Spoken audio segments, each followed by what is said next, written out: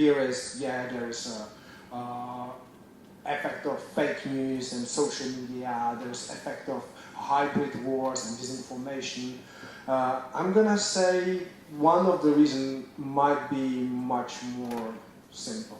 It's just that governments, as they are set up these days, they just can't keep pace with technological progress. They make stupid decisions, they behave stupidly, and, well, people see it. And people see that their governments are, well, not really effective and might want to, well, replace them. Let me get to my field where the inspiration for such opinion comes from. I'm head of a small team of IT experts, and we are mining data on public procurement from over 30 countries, mostly based in Europe.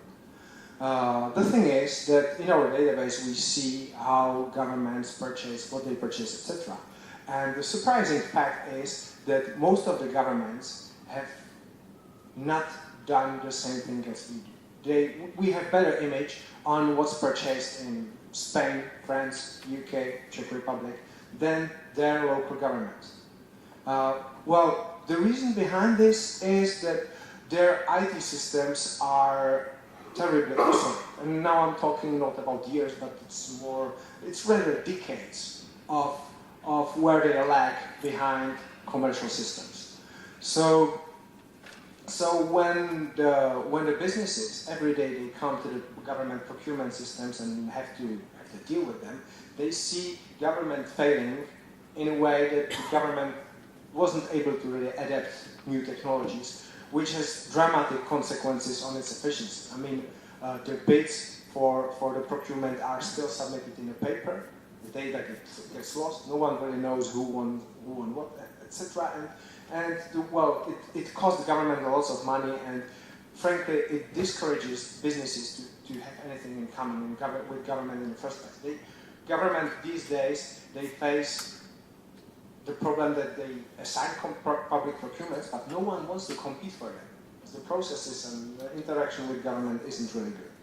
So my point is, businesses in my field see government failing in a way, at least on technological level. Question is this an isolated case, or we can see this in many, many other fields? Well, that's challenge up to you. Maybe in your fields you see the same thing. You see the government really not being able to keep up pace with technological development, and everyone seeing it. Was it always like this?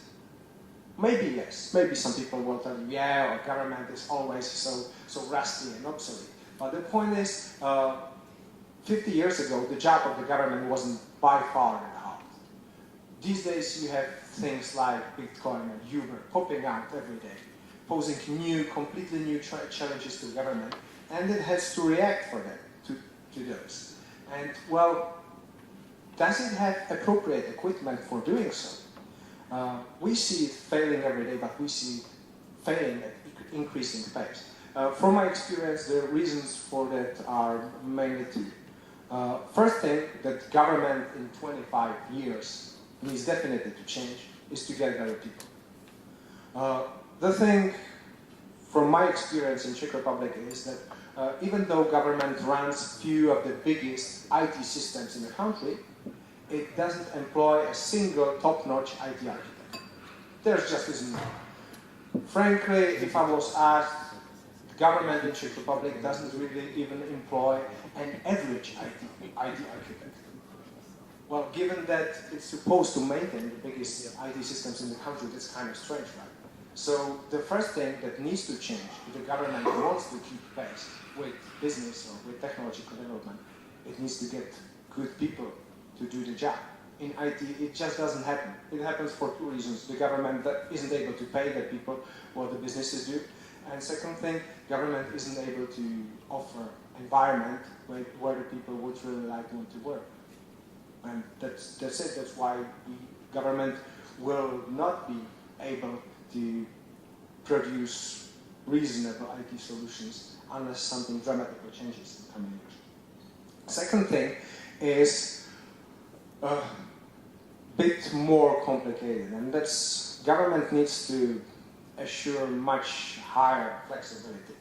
I mean, yes, you have those challenges like, I don't know, cyberbullying, yes? And government is supposed to react somehow.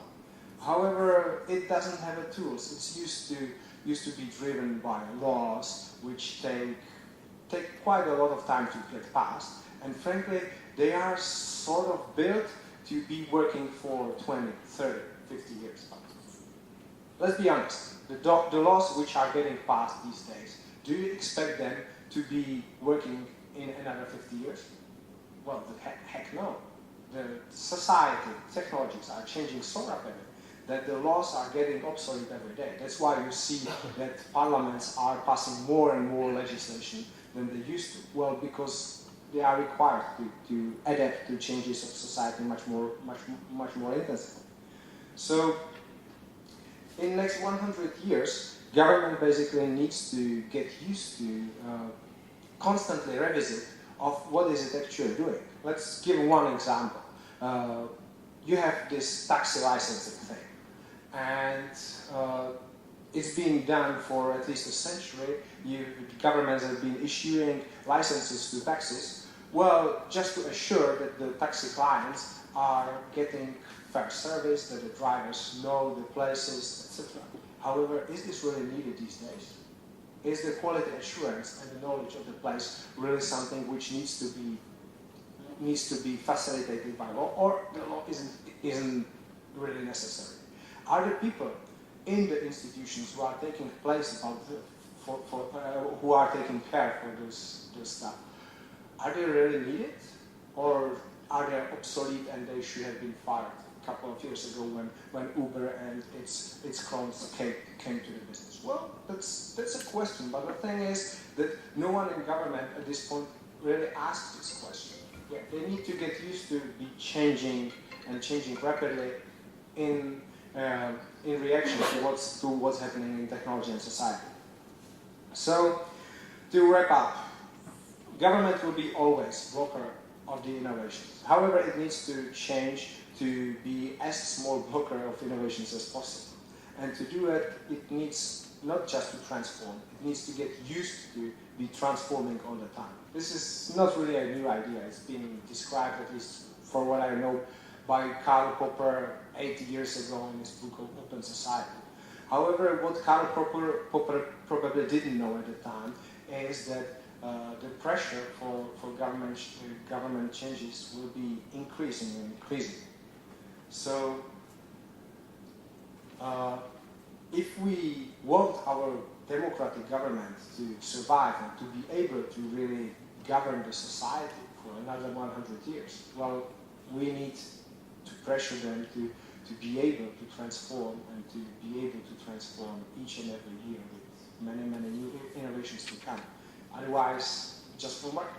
Thanks for the attention.